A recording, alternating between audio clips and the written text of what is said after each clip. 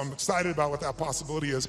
And I'm personally, also November 18th, I'm gonna feed 50 million people. I've fed 42 million in my life. And the reason I tell you this, and I'll get off the soapbox, but I want you to think about what's gonna create meaning for you. Because money by itself won't do it. But impact will. And impact can be with your own child, spending more time with it. It doesn't have to be anything to do with contribution in any other way. You can contribute to your own family. But contribution is what makes us feel fully alive. And I'm doing that because, I don't know if you're aware of it, but a year ago, last summer, Congress cut the budget for what was traditionally called food stamps by $8.7 billion. By the way, $8.7 billion is the equivalent of every family they support going without for food for 1 week a month for 12 months out of the year. And all the nonprofits are trying to support that. So I'm partnering with Feeding America, and I started writing this book, and I thought, I'm gonna donate all the profits of the book. I'll feed 10 million people. And then I was like, that's not enough. And I thought, well, I'll get matching donations, and I'll raise the bar, I'll get 20 million. And as time has gone by, I finally decided I'm gonna do 50 million myself, and I'm looking to raise 100 million, and that's in addition to the million I'm doing here. That's not part of it. So if you want help, you're welcome to, and Feeding America is my partner, and we're working for matching funds to get to 100 million people. I'm already to 67 million just with some friends of mine before we even launch it. But it's a goal, and why do we do it? I don't ask you to do it because it's a heavy or something. I do it because you can. Do it because it's fun. Do it because research shows that when it comes to money, buying things will never make you happy. Never. Doesn't mean you shouldn't have some nice things. I have some nice things, I'm sure you do too. But it's not gonna give you happiness. Buying experiences can make you happy, by the way. People who say money doesn't matter, they don't know where to shop.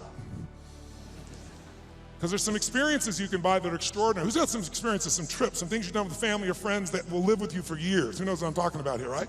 Those things, that money can be a really valuable tool there. If you can find enough add value and have money and do those experiences, how cool. I'll tell you what else money research shows will do. People always say money doesn't matter once you get to a certain level. No, it matters that you can spend $5 a month and have more emotional juice, and it can be measured all the way down into your saliva by hormonal changes. You want to use money, not let money use you. And so another thing that'll do it is getting rid of drudgeries. Who here loves to pay for shit you don't want to do? Right? Cleaning the toilet, who likes to have someone else be able to do that if at all possible, right? Because once you do that, those drudgeries are gone. What do you get to do? You have time, and with time, you can spend more time with your passions, the things that matter for you that you can do in the world, that share in the world. And the third thing that gives people the most enjoyment out of money, just so you know, is actually giving it away. And nobody believes that until you do it. Now, if you don't give a dime out of a dollar, you're not gonna give 100 million out of a billion ever.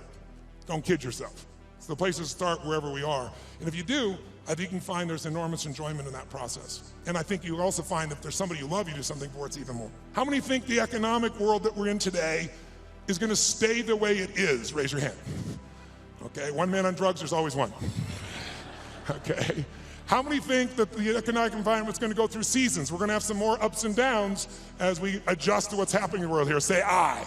Well then if we know that, our goal, you and I as leaders, should be to anticipate that. How many of you in this room, I want an honest answer, and I'd like you to yell the answer and raise your hand if you would please. How many of you in this room have ever experienced the absolute total humiliation of playing a video game against a child?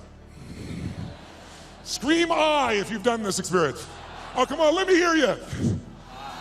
What happens when you play the child? Who always wins? Come on, who wins? Always. Why? Is it because they're faster? Is it they're smarter? They're younger? Their neurons are functioning at a quicker tempo? Here's how it usually works. You're a mother or father, you're an uncle or an aunt, your grandfather or grandmother, you're a friend of the family, you're looking for a gift. We live in a tech world, in a world where today children play with an iPad and learn how to use it before they know how to tie their shoes. How different is that world? I was with Mark yesterday with his daughter for her six-year-old birthday, and we're talking about things, and she's got these Legos, and a friend of ours says, oh, my 6-year-old goes on the iPad, searches on YouTube for videos on how to build cool stuff using Legos, and starts to study how to build all these structures. That's the world we're in that our kids are in at 6 years old. And imagine what else they're searching for and finding at 6 years old. It's a wild, wild world. So here we are with this technology, and most of us are not seeing what it's doing for us. So you sit down with this child who's high tech, you're not. Even the techies in this room aren't usually as gamers. I know there are plenty of gamers in the room, but there's plenty of not. And then what does the child do? The child says, oh, come on. You go, look, I'm not good at this. This is for you. Come on, uncle. Come on, auntie. Come on, mom. Come on, dad. It's my birthday. It's Christmas. They use the guilt approach, don't they? And what do you find? You finally break down. Okay. Now you should know you're being set up when they go, you go first. Right?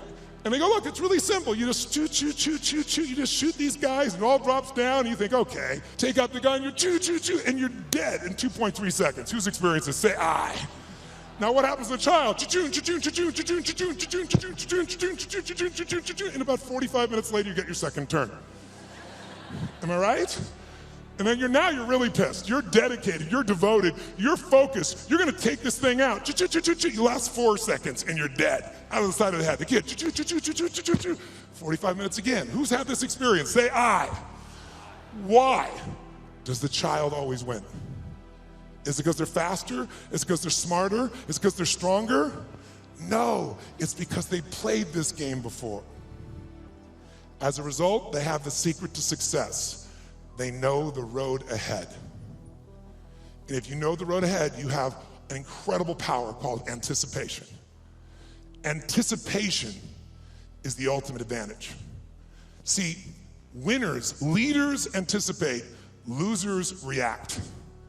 The reason you get beat is you don't know where things are happening, so you're reacting. Reaction is always stressful. And yet so much of our life is predictable if we just were to study it, not be caught up in our day-to-day. It's predictable the challenges you're gonna have in your relationships, or with your kids, or with your body, or with your job, or with your economics, or with your mother-in-law or father-in-law. These are predictable. And if you were to anticipate these things and put a strategy in place, you could take it all out and have the quality of life that you deserve. In business, it's everything. Those that anticipate, those that lead, and then there's those that follow. The followers are the reactionaries. So the more we can anticipate, and you can't anticipate and lead unless you first learn how to lead yourself at a different level.